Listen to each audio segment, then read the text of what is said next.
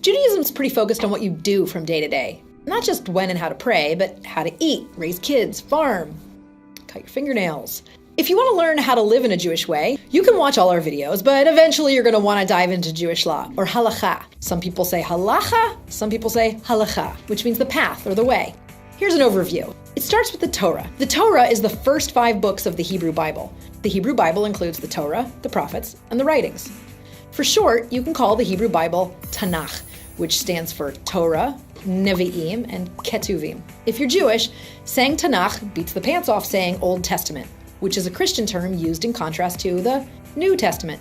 When the Hebrew Bible was being codified, there was debate over which books to include in the canon. And there's a whole list of books called the Apocrypha that didn't quite make the cut.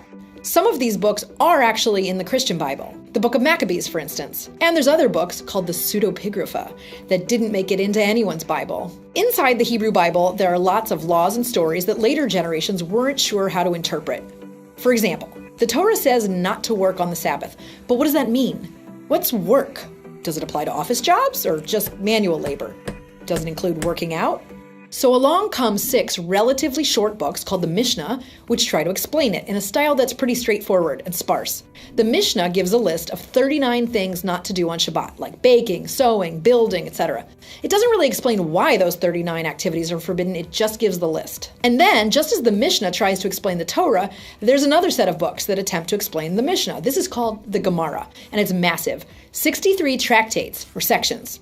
The Gemara elaborates on the Mishnah by going into a long conversation. So the Mishnah says simply, you can't thresh on Shabbat. Great, no problem, you say.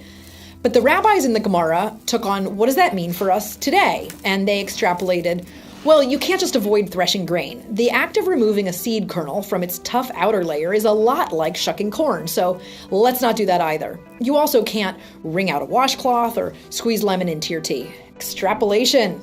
Together, the Mishnah and Gemara are called the Talmud. There are 2 Talmuds, the Babylonian, or the Bavli, and the Jerusalem edition, or the Yerushalmi. Same basic idea, but they were put together in 2 different locations, so they have some really interesting variations. The Talmud is so large that yet another set of texts came along to simplify and codify it, the Mishnah Torah and the Shulchan Aruch. And yet, if you spent years making your way through all those texts, you still wouldn't know everything Jewish, like, say, whether escalators are allowed on Shabbat. So along comes modern Jewish case law. People send questions about specific situations to an expert and receive written answers called responsa. You can look up responsa online, and they cover everything from immunization to gambling to escalators. The written Torah is considered sacred, obviously, and Jews view all the texts that came after as sacred also. They are known as oral Torah. Jewish law is not frozen in time. It's continuing to unfold today. Local communities are empowered to study and interpret Halacha. This varies a lot in different branches of Judaism today. In some communities, all the texts that we've discussed are considered binding. And if there's a question about them, you go to your local rabbi, whose decisions are binding. In other communities, people are individually free to study and make their own decisions about Halacha.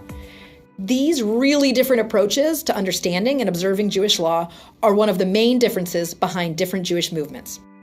For more about the various Jewish movements, watch the next video in the Judaism 101 series, and subscribe to Bim Bam to get more Judaism 101 videos as they come out.